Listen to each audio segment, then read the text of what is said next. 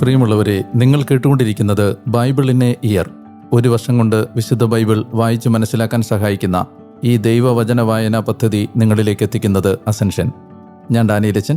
വചനവായനയിലൂടെ ദൈവസ്വരം കേൾക്കാനും ദൈവത്തിൻ്റെ കണ്ണുകളിലൂടെ നമ്മുടെ ജീവിതത്തെ നോക്കിക്കാണാനും ബൈബിളിലൂടെയുള്ള ഈ മനോഹര യാത്രയ്ക്ക് നിങ്ങളെ ഒരിക്കൽ കൂടി സ്നേഹത്തോടെ സ്വാഗതം ചെയ്യുന്നു. ഇന്ന് പുതിയ ഒരു വായനാ കാലഘട്ടത്തിലേക്ക് പ്രവേശിക്കുന്നതിന് ഒരുങ്ങുകയാണ്. നമ്മുടെ അടുത്ത ബൈബിൾ ടൈം പീരീഡ് റിട്ടേൺ അഥവാ മടക്കയാത്ര എന്നതാണ്. പ്രവാസത്തിൽ നിന്ന് ജനം വാഗ്ദത്ത ദേശത്തേക്ക് മടങ്ങിയെത്തുന്നതിനെ സംബന്ധിക്കുന്ന വായനകളാണ് നമ്മൾ ഈ വായനാ കാലഘട്ടത്തിൽ നമ്മൾ ആ ഗ്രന്ഥങ്ങളിലൂടെയാണ് കടന്നു പോകുന്നത്. ഓരോ വായനാ കാലഘട്ടത്തിലേക്ക് കടക്കുന്നതിന് മുമ്പും ആമുഖമായി നമ്മൾ ചെയ്തു വന്നിരുന്നത് പോലെ നമ്മുടെ ഏറ്റവും പ്രിയപ്പെട്ട വിൽസനച്ചനുമായി ചേർന്ന് നടത്തുന്ന ഒരു പീരീഡ് ഇൻട്രൊഡക്ഷൻ ഡിസ്കഷനിലേക്ക് നിങ്ങളെ ഞാൻ ഏറ്റവും സ്നേഹത്തോടെ സ്വാഗതം ചെയ്യുകയാണ്. നമ്മൾ പ്രവാസം എന്ന വായനാ കാലഘട്ടം അവസാനിപ്പിച്ചതിന് ശേഷമാണ് മിശിഹായിലേക്കുള്ള മൂന്നാമത്തെ പരിശോധനാ മുനമ്പായ വിശുദ്ധ മത്തായിയുടെ സുവിശേഷം വായിച്ചത്.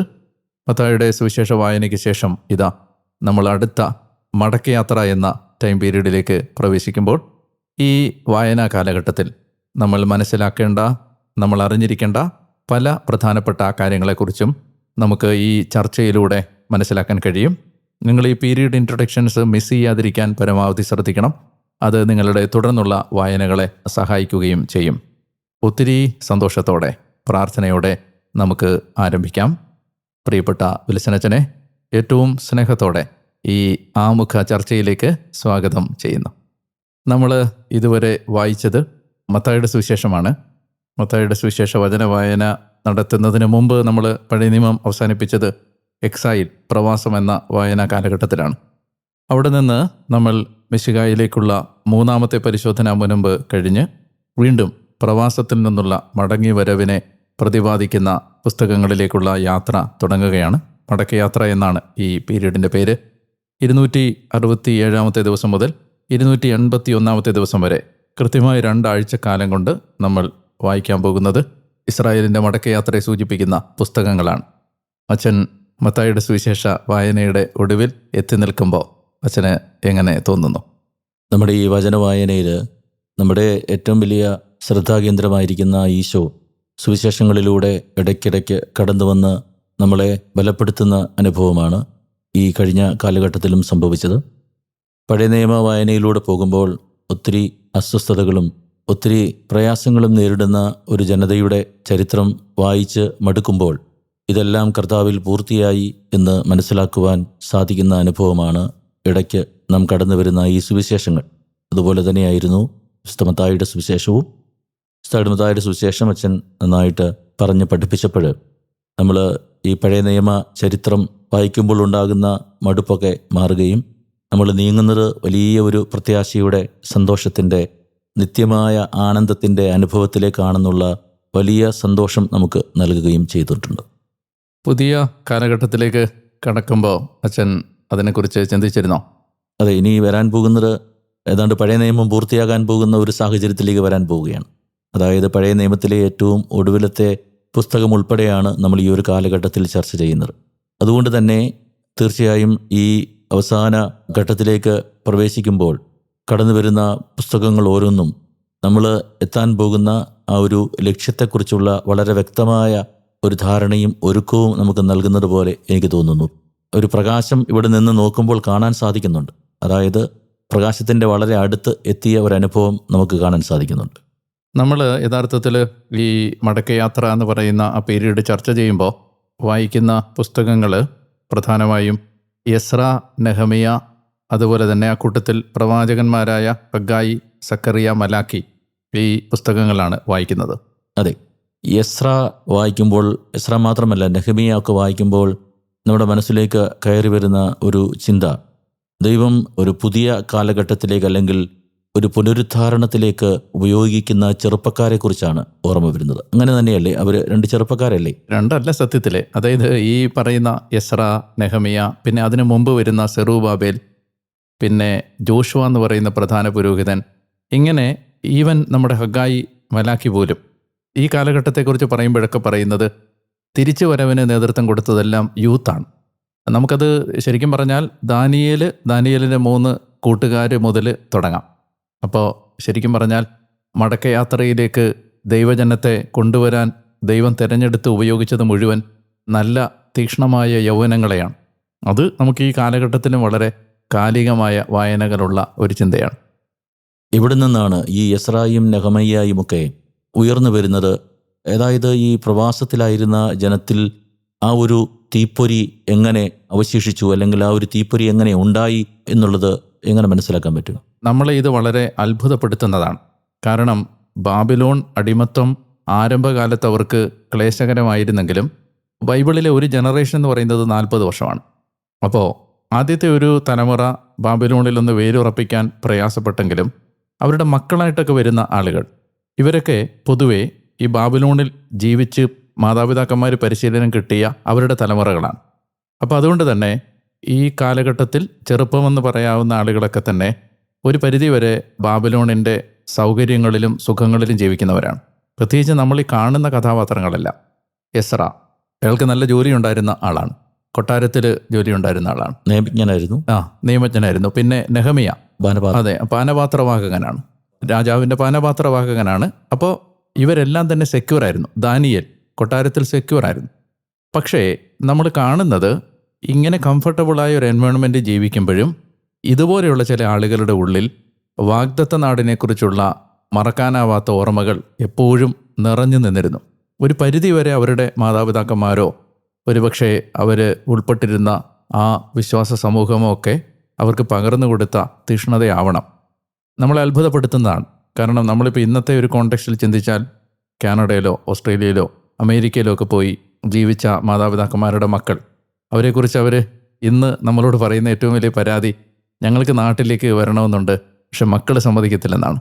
അവർക്കൊരിക്കലും അവർ ജീവിക്കുന്ന ഒരു കൾച്ചറിൻ്റെ നന്മകൾ വിട്ടിട്ട് അതിനേക്കാൾ അത്ര നല്ലതല്ലാത്ത, ഇനി മാത്രമല്ല ഈ നമ്മൾ ഓർക്കേണ്ടത് ജെറുസലേമൊക്കെ തകർന്നു കിടക്കുകയാണ്.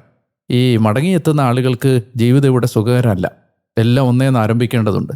അപ്പോൾ ഈ ക്ലേശകരമായ മടക്കയാത്ര നടത്തുന്നതിന് പൊതുവെ ജനം താല്പര്യം പ്രകടിപ്പിക്കാതിരുന്നൊരു കാലത്താണ് ഇത്തരം മനുഷ്യർ ദൈവം നൽകിയ നിയോഗങ്ങളെ വീണ്ടും ഓർമ്മിച്ച് മടക്കയാത്രയ്ക്ക് ഒരുങ്ങുന്നത്.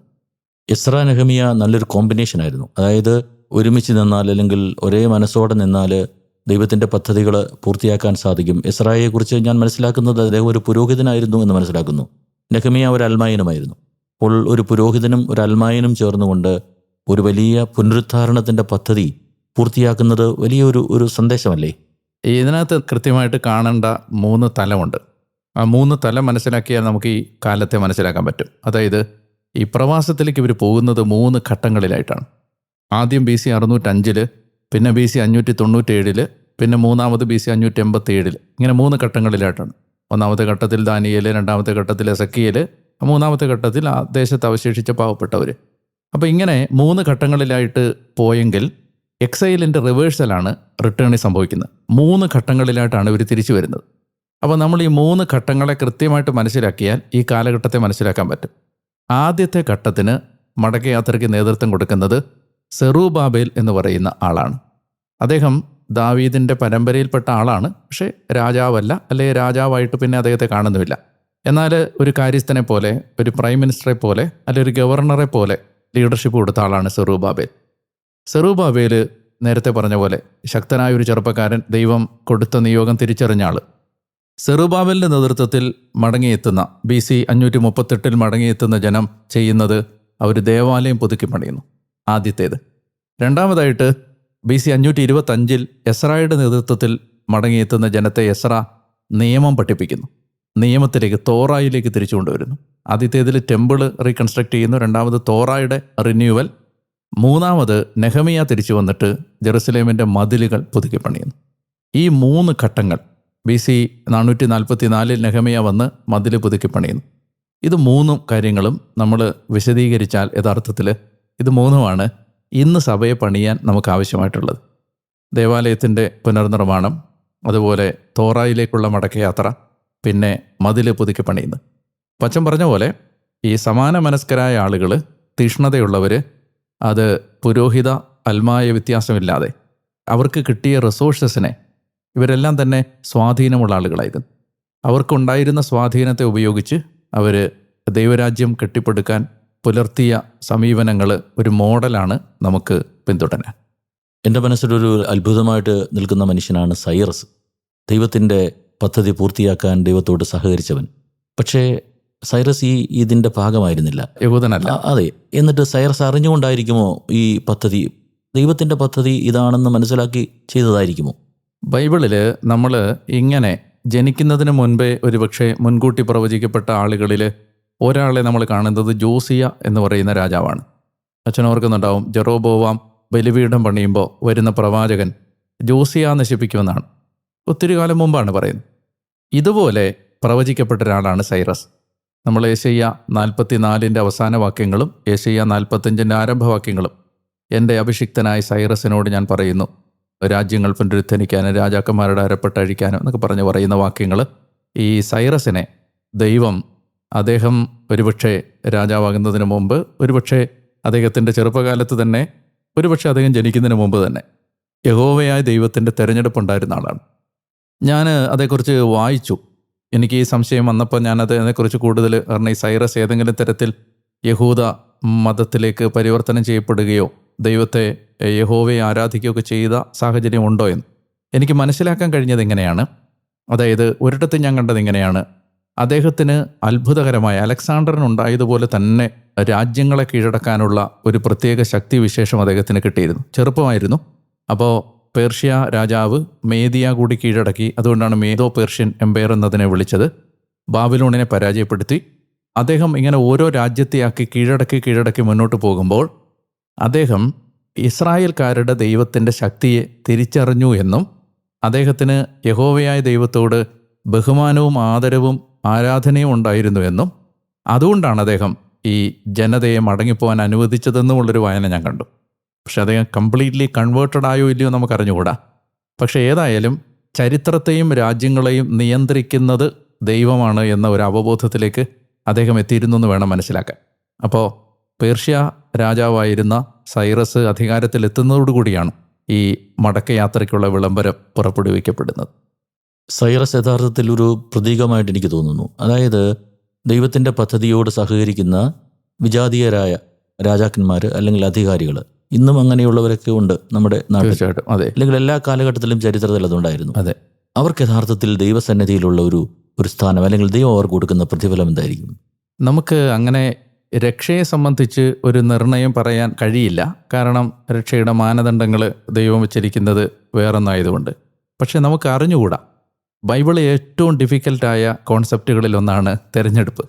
അതായത് എന്തുകൊണ്ട് ചിലർ തിരഞ്ഞെടുക്കപ്പെടുന്നു, എന്താണ് ദൈവം അവരിൽ കണ്ട മൂല്യം, ഇത് നമുക്ക് മനസ്സിലാകാത്ത, ബൈബിൾ വിശദീകരിക്കുന്ന ആർക്കും പൂർണ്ണമായി ഉത്തരം തരാൻ കഴിയാത്ത, സഭയിലൊക്കെ പല തട്ടുകളുണ്ട് തിരഞ്ഞെടുപ്പിനെ സംബന്ധിച്ച്.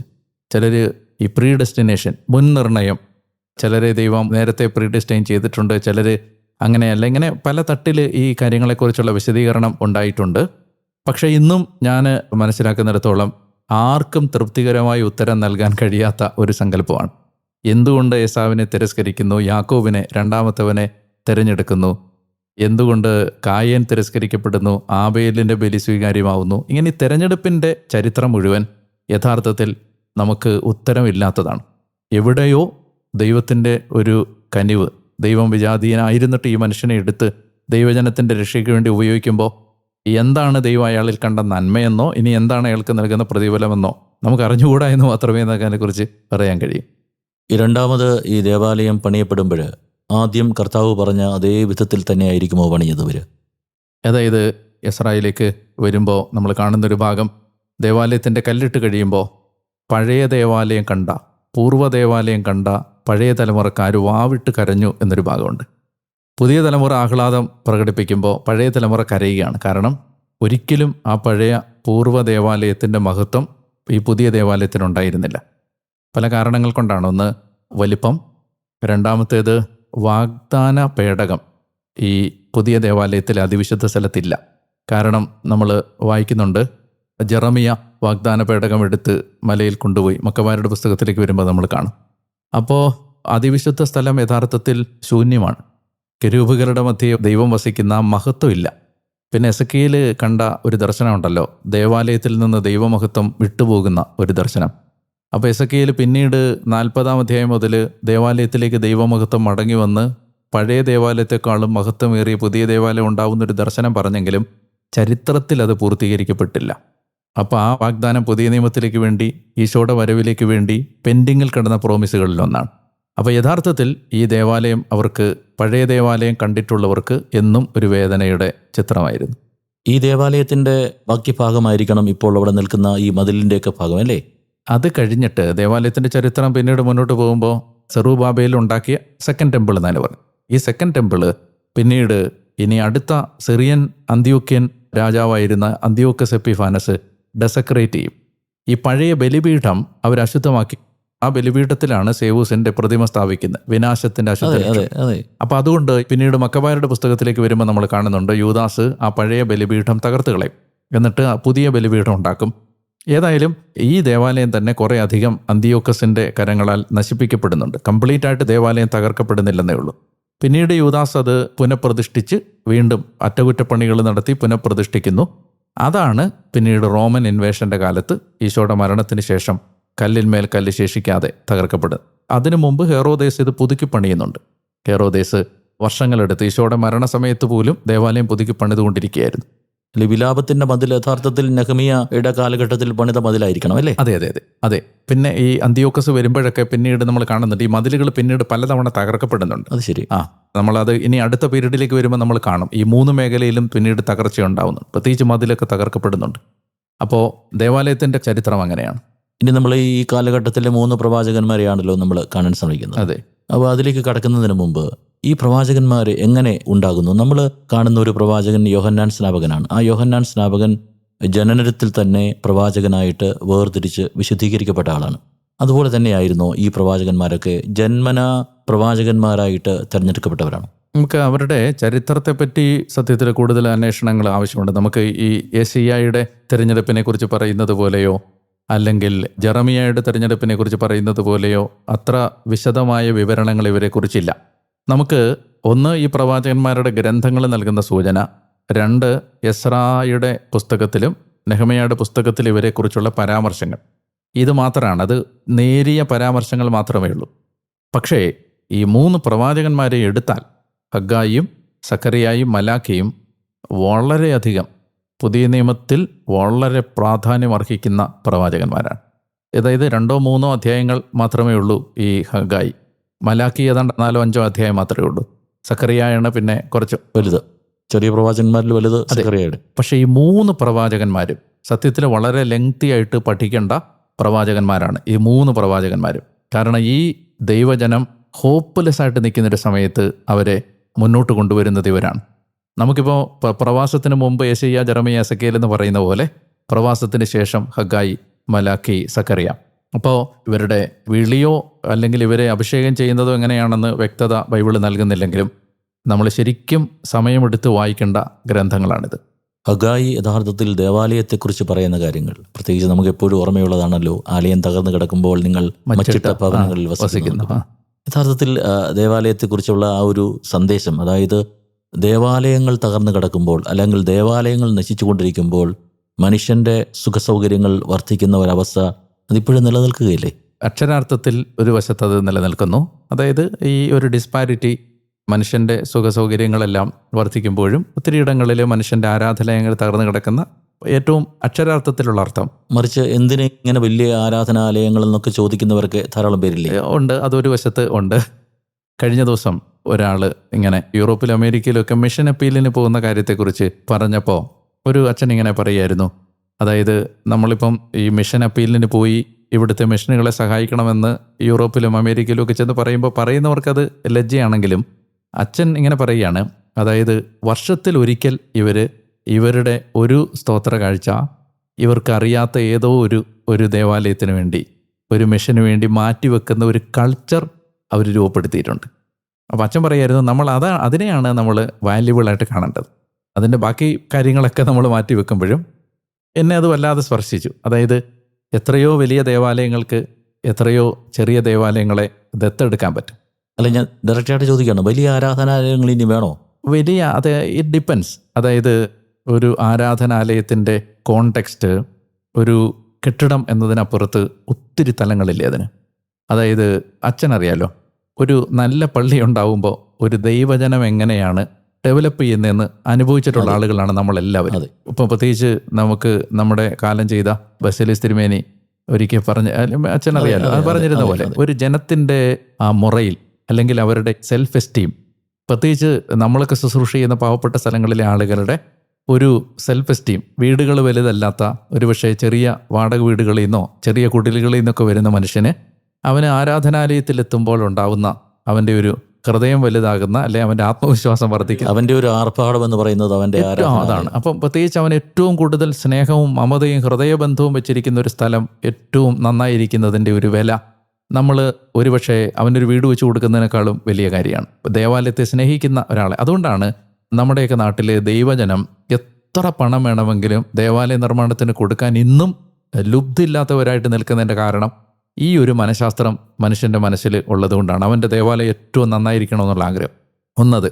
രണ്ടാമത്തേത്, ഏറ്റവും പരിശുദ്ധമായി നമ്മൾ കരുതേണ്ട ആരാധനയെ നമ്മൾ വാല്യൂ ചെയ്യുന്നതിൻ്റെ ഒരു അടയാളം കൂടിയാണ് അതിനെ നമ്മൾ ബെസ്റ്റായിട്ട് ചെയ്യുന്നത്. ആർഭാടം എന്ന് പറയുന്നത് നമുക്ക് ഒഴിവാക്കാമെങ്കിലും ഏറ്റവും നല്ലത് വെക്കാനുള്ളൊരു ആഗ്രഹമൊക്കെ പൊതുവെ മനുഷ്യൻ്റെ മനസ്സിൽ വരുന്നത്. പക്ഷേ അതേസമയം നമ്മൾ സൂക്ഷിക്കേണ്ട ഒരു ബാലൻസ്, അത് നമ്മൾ ഏറ്റവും നല്ലത് ഇവിടെ വെക്കുമ്പോൾ മറുവശത്ത് ചോർന്നൊലിക്കുന്ന സ്ഥലങ്ങളിൽ ബലിയർപ്പിക്കേണ്ടി വരുന്ന മനുഷ്യരെ കൂടി നമ്മൾ ചേർത്ത് പിടിക്കേണ്ടതുണ്ട് എന്നൊരു ബാധ്യതയും അതേ സമയത്ത് തന്നെ ഇത് നമുക്ക് നൽകുന്നുമുണ്ട്.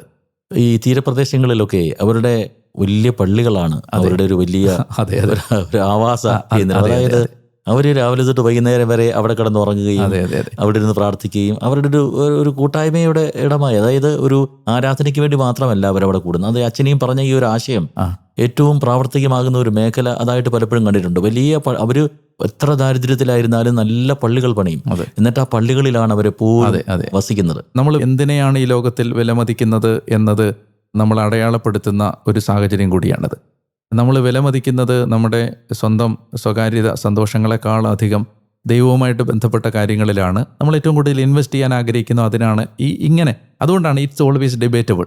നമുക്കിപ്പോൾ ഒരു വശത്ത് ഇതിനകത്തൊരു ജസ്റ്റിസിൻ്റെയും അല്ലെങ്കിൽ ഇതിനകത്ത് പാവപ്പെട്ട മനുഷ്യർ ഒത്തിരിയുള്ള സ്ഥലത്ത് അവരുടെ നീതിയെ സംബന്ധിക്കുന്ന കാര്യങ്ങളൊക്കെ വിലയുള്ളതാകുമ്പോൾ തന്നെ നമ്മൾ ഇപ്പോൾ അച്ഛനും വികാരിയാണ്, ഞാനും വികാരിയാണ്. നമുക്ക് ഈ ദൈവജനത്തിനിടയിൽ നിൽക്കുന്ന നമുക്കൊരു കാര്യം അറിയാം. ഒരു നല്ല ദേവാലയം ഒരു മനുഷ്യന് കൊടുക്കുന്നു. ഇപ്പോൾ എൻ്റെ പള്ളിയിൽ തന്നെയാണെങ്കിൽ ആ ഇടവകയിലെ മനുഷ്യർ പഴയ ചോർന്നൊലിക്കുന്ന കെട്ടിടത്തിനകത്തുനിന്ന് ഒരു പള്ളിക്കകത്തേക്ക്, നല്ല പള്ളിക്കകത്തേക്ക് മാറിക്കഴിഞ്ഞാൽ കമ്മ്യൂണിറ്റിക്കുണ്ടായ വളർച്ച അത്ഭുതകരമാണ്. പിന്നെ അനാവശ്യമായ പ്രാവിനും കാക്കയ്ക്കും കൂടുകൂട്ടാനുള്ള സ്ഥലങ്ങൾ ഉണ്ടാക്കണമെന്നും നമ്മൾ ചിന്തിക്കണം. എപ്പോഴും എൻ്റെ മനസ്സിൽ ദേവാലയത്തെ സംബന്ധിച്ച് വന്നിട്ടുള്ളത് പുറമേയുള്ള ആകർഷണങ്ങളെക്കാളധികം അതിൻ്റെ അകം ഏറ്റവും മനോഹരമായി ക്രമീകരിച്ചാൽ അകത്ത് കയറുന്നവന് ആ ഒരു ആത്മീയ അന്തരീക്ഷം പ്രദാനം ചെയ്യാൻ കഴിയും എന്നുള്ളതാണ്. സക്കറിയ പ്രവാചകനിലേക്ക് വരുമ്പോഴത്തേക്ക് ദർശനങ്ങളുടെ 8 ദർശനങ്ങളെക്കുറിച്ചൊക്കെ പറയുന്നുണ്ട്. ദർശനങ്ങളുടെ ഒരു പ്രവാചകനാണ്. അത് എസെക്കിയേലിനെ പോലെ ഏതാണ്ട് എസെക്കിയേലിൻ്റെ ചില ഒരു അപ്പോകലിപ്റ്റിക് ടൈപ്പ്. അതെ, യോഹന്നാൻ ശ്ലീഹായുടെ വെളിപാടിൻ്റെ ഒക്കെ സാദൃശ്യം വരുന്നുണ്ട്. അങ്ങനെ ഒരു പ്രവാചകന്, ദർശനങ്ങളുടെ പ്രവാചകനായിരുന്നു സക്കറിയ. യഥാർത്ഥത്തിൽ ഈ ദൈവജനത്തെ മോട്ടിവേറ്റ് ചെയ്യുക എന്നുള്ളതായിരുന്നു ഇവരുടെ 3 പേരുടെയും ധർമ്മം. അപ്പോൾ സക്കറിയായുടെ പ്രവചനങ്ങളെല്ലാം തന്നെ മോട്ടിവേറ്റിംഗ് ആണ്. നമുക്കതിനകത്ത് വളരെ ഒരു ഡൂമെന്നോ അല്ലെങ്കിൽ ഒരു നെഗറ്റീവായ തലമുണ്ടെന്നോ അല്ലെങ്കിൽ മനുഷ്യനെ ആശങ്ക വരുത്തുന്നെന്നൊക്കെ പറയുന്ന കാര്യങ്ങൾ വളരെ കുറവാണ്. സക്കറിയായുടെ പ്രവചനങ്ങളിലെല്ലാം തന്നെ മനോഹരമാണ്. നമ്മളത് വായിക്കുമ്പോൾ അതിനകത്ത് ഒരു പാത്രത്തിനകത്തു നിന്നൊരു സ്ത്രീ ഇറങ്ങി വരുന്നു, അങ്ങനെയൊക്കെയുള്ള. പക്ഷേ അതിൻ്റെയൊക്കെ വ്യാഖ്യാനങ്ങളിലേക്ക് വരുമ്പോൾ മനോഹരമാണതെല്ലാം. അതുപോലെ ഒരു ഇലച്ചാർത്തുകൾക്കിടയിൽ ഒരു കുതിര, ആ കുതിരപ്പുറത്ത് ഇങ്ങനെ നോക്കി നിൽക്കുന്ന ഒരാൾ, ദൈവജനത്തെ സാഗൂതം വീക്ഷിക്കുന്ന ദൈവം അവരെ എപ്പോഴും നോക്കിക്കൊണ്ടിരിക്കുന്നു. ഇങ്ങനെയൊക്കെയുള്ള ദർശനങ്ങളാണ് സക്കറിയ നൽകിയത്. അപ്പോൾ സക്കറിയ പ്രവാചകൻ ഇത്തരം ദർശനങ്ങളിലൂടെ മറ്റ് ദർശനങ്ങൾ, ഇപ്പോൾ എസെക്കിയേലോ ദാനിയേലോ ഒക്കെ പറഞ്ഞ ദർശനങ്ങളിൽ നിന്ന് വ്യത്യസ്തമായിട്ട് ഭയങ്കര മോട്ടിവേറ്റിംഗ് ആയ ദൈവജനത്തിന് പ്രത്യാശ നൽകുന്ന ദർശനങ്ങളാണ് സക്കറിയയുടെ ദർശനങ്ങൾ. ഈ പ്രവാചകന്മാരെല്ലാം തന്നെ നമ്മൾ പറഞ്ഞു വന്നത് പൂർത്തിയാക്കാൻ, അതായത് ഇവരുടെ ധർമ്മം പ്രവാസത്തിൽ നിന്ന് പുറത്തു വന്ന ഈ ജനം അവരുടെ ആദ്യത്തെ വ്യഗ്രത വീട് പണിയുക എന്നുള്ളതാണ്. അപ്പോൾ അവരെ തകർന്നു കിടക്കുന്ന വീടുകൾ റെസ്റ്റോർ ചെയ്യാൻ വേണ്ടി ഈ ജനത വരുമ്പോൾ ദേവാലയം പണിയണമെന്നുള്ള, ദേവാലയമാണ് പ്രധാനം എന്ന് ഓർമ്മിപ്പിക്കുകയായിരുന്നു ഹഗ്ഗായിയും മലാക്കിയും സക്കറിയായും. അപ്പോൾ അതുകൊണ്ടാണ് സക്കറിയ പറയുന്നുണ്ടല്ലോ, സൈന്യബലത്താലല്ല, കരബലത്താലല്ല, സെറുബാബേൽ എൻ്റെ ആത്മാവിനാലാണ്. സെറുബാബേലിന് മുമ്പിൽ പർവ്വതങ്ങൾ സമതലമാകും. ഈ ദേവാലയം നിൽക്കുന്ന കുന്നിനെക്കുറിച്ചായി പറയുന്നത്. അവിടെയുള്ള തടസ്സങ്ങളെല്ലാം മാറും എന്നൊക്കെ പറയുന്നത്. അപ്പോൾ ഈ 3 പ്രവാചകന്മാരും ദൈവജനത്തെ ദേവാലയം പണിയാൻ, ഈ ദേവാലയം പണിത് കഴിഞ്ഞിട്ടാണ് ഇവർ സ്വന്തം വീടുകളൊക്കെ പണിയുന്നത് അല്ലേ? ഈ വീട് പണിയാൻ വ്യഗ്രത കാണിച്ച് ജനത്തെ പ്രവാചകന്മാർ പിടിച്ചു നിർത്തുകയാണ്. അതിനുശേഷമാണ് അവർ അവരുടെ സ്വന്തം ആവാസ വ്യവസ്ഥകളെ റീബിൽഡ് ചെയ്യാൻ തുടങ്ങുന്നത്. സഖറിയ യഥാർത്ഥത്തിൽ നമ്മുടെ കർത്താവിനെ കുറിച്ച് വ്യക്തമായ ചില പ്രവചനങ്ങൾ നൽകിയിട്ടുണ്ട്. ജെറുസലേം പ്രവേശനത്തെക്കുറിച്ച് കർത്താവിനെ മുന്നിൽ കണ്ടുകൊണ്ട് തന്നെയാണോ അത് ആ പ്രവചനം സംഭവിക്കുന്നത്? മെശിഹായോട് നമുക്ക് ഈ 3 പ്രവചനങ്ങളും മെശിഹായോട് ഏറ്റവും അടുത്ത് നിൽക്കുന്ന, പ്രത്യേകിച്ച് മലാക്കി, സക്കറിയായി. ഈ മലാക്കിയിൽ ഒരു വാക്യമുണ്ട്, അതായത് എൻ്റെ നാമത്തെ ഭയപ്പെടുന്നവർക്ക് വേണ്ടി നീതി സൂര്യൻ ഉദിക്കും, തൊഴുത്തിൽ നിന്ന് തുള്ളിച്ചാടി വരുന്ന പശുക്കുട്ടിയെപ്പോലെ സന്തോഷിക്കും. എന്നിട്ട് അങ്ങനെ പറയുന്നുണ്ട്, നീതി സൂര്യൻ ഉദിക്കും, അവൻ്റെ ചിറകുകളിൽ സൗഖ്യമുണ്ട് എന്ന് പറയുന്നൊരു വാക്യമുണ്ട് മലാക്കിയിൽ.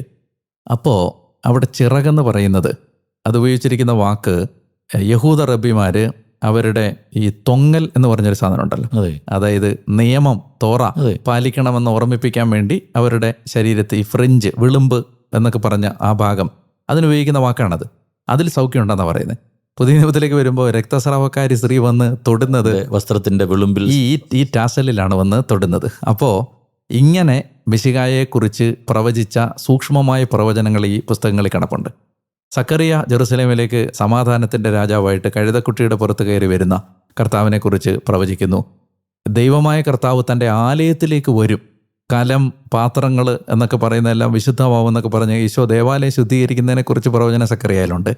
അപ്പോൾ മിശിഹായെക്കുറിച്ച് ഏറ്റവും അടുത്ത പ്രതീക്ഷകൾ, ഇനി അതിനേക്കാളൊക്കെ ഉപരി കർത്താവ് വരുന്നതിന് മുമ്പ് ഏലിയ വരുമെന്ന് പറഞ്ഞാണ് മലാക്കി സത്യത്തിൽ അവസാനിപ്പിക്കുന്നത്. അപ്പോൾ സ്നാപക യോഹന്നാൻ്റെ വരവിനെക്കുറിച്ച് കൂടി പ്രവചിച്ചുകൊണ്ടാണ്, ഏലിയ മുന്നേ വരും എന്ന് പ്രവചിച്ചുകൊണ്ടാണ് ഈ പ്രവാചകന്മാർ അവസാനിപ്പിക്കുന്നത്. അപ്പോൾ ആ അർത്ഥത്തിൽ പുതിയ നിയമത്തിലേക്ക് കടക്കാനുള്ള ഏറ്റവും നല്ല ഒരുക്കങ്ങളിലൊന്നാണ് ഈ ഗ്രന്ഥങ്ങളുടെ വായന. ഈ യുഗാന്തത്തെക്കുറിച്ച് ഇവർ പലപ്പോഴും സംസാരിക്കുന്നുണ്ട്. ആ യുഗാന്തം ഇനി വരാനിരിക്കുന്ന യുഗാന്തമാണോ, അതോ താൽക്കാലികമായി സംഭവിക്കാനിരിക്കുന്ന എന്തെങ്കിലും ദുരന്തമാണോ? അതായത് 2 തലത്തിലാണ് നമ്മളതിനെ കാണേണ്ടത്. ഇപ്പോൾ യുഗം എന്നാണല്ലോ, ലോകത്തിൻ്റെ അവസാനം എന്നതിനപ്പുറത്ത് ഒരു യുഗത്തിൻ്റെ അവസാനം എന്ന അർത്ഥത്തിലാണ് പ്രവാചകന്മാർ പലപ്പോഴും പഴയ നിയമത്തിൽ അതിനെ ഉപയോഗിച്ചിട്ടുള്ളത്. അതായത് ഒരു പഴയ നിയമയുഗം, മിശിഹ വരുന്നതിന് മുമ്പുള്ളൊരു യുഗം, അത് അവസാനിക്കുന്നു, പുതിയൊരു യുഗത്തിലേക്ക് കടക്കുന്നു. ഈ അർത്ഥത്തിൽ ബൈബിളിൽ ഈ യുഗാന്ത്യ സംബന്ധമായ ദർശനങ്ങളെ വ്യാഖ്യാനിക്കാൻ പറ്റും. 2, പഴയ നിയമകാലത്തിൻ്റെ അവസാനമായിരിക്കുമ്പോൾ തന്നെ ഇതിന് ലോകത്തിൻ്റെ അവസാനവുമായി ബന്ധപ്പെട്ട സൂചനകളും അതേ ഇതിൽ തന്നെ കാണാനും പറ്റും. നമുക്ക് ഏറ്റവും മനസ്സിലാക്കാൻ എളുപ്പത്തിലെടുക്കാവുന്നത് ദേവാലയ നാശത്തെക്കുറിച്ചുള്ള പ്രവചനമാണ് പുതിയ നിയമത്തിലെ. അതെ. അപ്പോൾ ശിഷ്യന്മാർ ചോദിക്കുന്ന ചോദ്യം, കർത്താവ് ഇതെല്ലാം എപ്പോൾ സംഭവിക്കും, യുഗാന്ത്യത്തിൻ്റെ അടയാളങ്ങൾ എന്താണ്? ഈശോ പറയുമ്പോൾ യുഗാന്ത്യത്തെക്കുറിച്ചും പറയുന്നുണ്ട്, റോമൻ പട്ടാളം വന്ന് ദേവാലയം നശിപ്പിക്കുന്നതിനെക്കുറിച്ചും പറയുന്നുണ്ട്. എപ്പോഴും പ്രവചനങ്ങളെ നമ്മൾ കാണേണ്ടത്, അതായത് ഈ പ്രവാചകന്മാർ ഒരു സൂക്ഷ്മദർശിനി വെച്ചിട്ട്, ഒരു ടെലസ്കോപ്പ് വെച്ചിട്ട് ഇങ്ങനെ അകലങ്ങളിലേക്ക് നോക്കുന്ന മനുഷ്യരെ പോലാണ്. അപ്പം അങ്ങനെ വരുമ്പോൾ നമുക്കറിയാം, അങ്ങനെ ഒരു സ്ഥലത്ത് നിന്ന് ഇങ്ങനെ നോക്കുമ്പോൾ ഉയർന്നു നിൽക്കുന്ന സ്ഥലങ്ങൾ മാത്രമേ കണ്ണിൽ പെടത്തുള്ളൂ. പക്ഷേ ഒരു മലയുണ്ടെങ്കിൽ അതിനുശേഷം ഒരു താഴ്വാരം ഉണ്ടാവും, അത് കഴിഞ്ഞായിരിക്കും അടുത്ത മല. പക്ഷെ പ്രവാചകൻ കാണുന്നത് ഈ മല, അടുത്ത മല എങ്ങനെയായിരിക്കും. പക്ഷെ ഇതിനിടയ്ക്ക് വേറൊരു സമയമുണ്ടല്ലോ, അത് ഈ ടെലസ്കോപ്പ് വെച്ച് നോക്കുമ്പോൾ ദൂര കാഴ്ചകൾ കാണാൻ വേണ്ടിയുള്ള വെച്ച് നോക്കുന്ന സമയത്ത് കാണാൻ പറ്റത്തില്ലല്ലോ, പൊങ്ങി നിൽക്കുന്ന മാത്രമല്ലേ കാണത്തുള്ളൂ എന്ന് പറഞ്ഞ പോലാണ് ഈ പ്രവാചകന്മാർ കാണുന്ന കാഴ്ച. ഒരു വശത്ത് ദേവാലയത്തിൻ്റെ നാശം കാണുന്നു, ഇനി അത് കഴിഞ്ഞിട്ട് പിന്നെ കാണുന്ന ലോകത്തിൻ്റെ അവസാനമാണ്. പക്ഷേ ഇതിനിടയിൽ ഒരു ഗ്യാപ്പുണ്ട്. ഈ ഗ്യാപ്പ് നമ്മളെപ്പോഴും പ്രവചനങ്ങൾ വായിക്കുമ്പോൾ നമ്മുടെ മനസ്സിൽ സൂക്ഷിക്കണം. എന്ന് പറഞ്ഞാൽ പ്രവാചകന്മാർ പറയുന്നത് പല ചരിത്രത്തിൽ പല കാലങ്ങളിൽ നടക്കാൻ പോകുന്ന സംഭവങ്ങളായിരിക്കും. ഇത് ഒറ്റ സമയത്ത് നടക്കുന്ന കാര്യങ്ങളാവണമെന്നില്ല. അപ്പോൾ ഈശോ പ്രവചിച്ച കാര്യങ്ങൾ, ദേവാലയ നാശം, റോമാക്കാർ വന്ന് ദേവാലയം നശിപ്പിച്ചപ്പോൾ സംഭവിച്ച കാര്യങ്ങളുമുണ്ട്, ലോകാവസാനത്തിൽ സംഭവിക്കാൻ പോകുന്ന കാര്യങ്ങളുമുണ്ട്.